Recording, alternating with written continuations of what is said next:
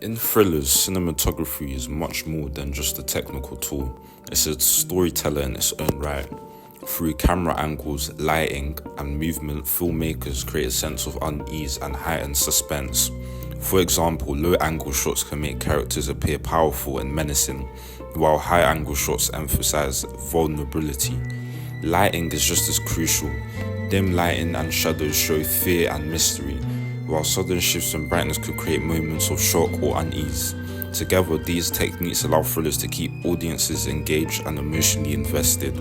Let's talk about the role of cinematography in thrillers. In thrillers, cinematography is much more than just a tool. It's a storyteller in its own right. Through camera angles, lighting, and movement, filmmakers can create a sense of unease and heightened suspense. For example, low-angle shots can make characters appear powerful and menacing, while high-angle shots emphasize vulnerability. Dim lighting and shadows show fear and mystery, while sudden shifts in brightness can create moments of shock or unease. Together, these techniques allow thrillers to keep audience engaged and emotionally invested. In traditional thriller films, to understand how cinematography defines the thriller genre, let's look at Alfred Hitchcock's classic Rear Window in 1954.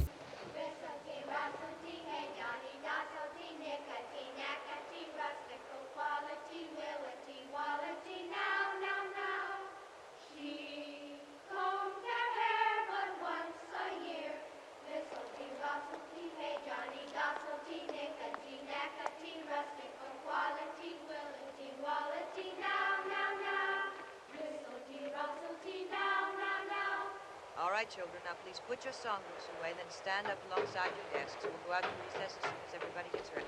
Let's explore more into Seven and how they use the power of darkness. David Fincher's Seven is also a masterclass in using cinematography to show dread. The film's dim lighting creates a sense of hopelessness, which immerses the viewers in this bleak world.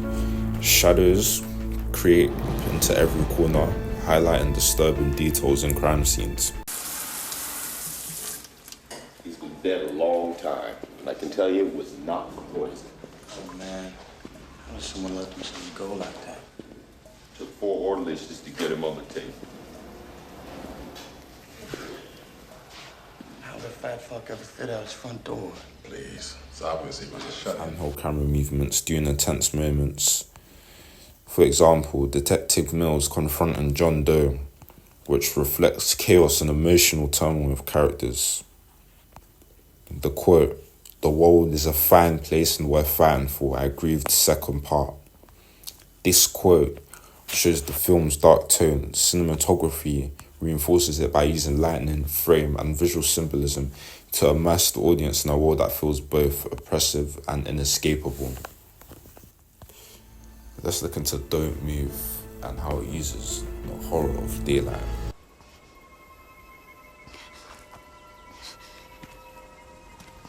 Ma'am?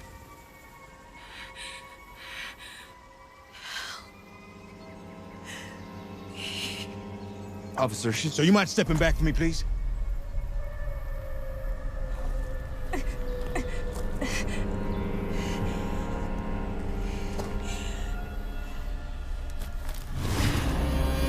Don't Move takes a different approach by setting the story in daylight,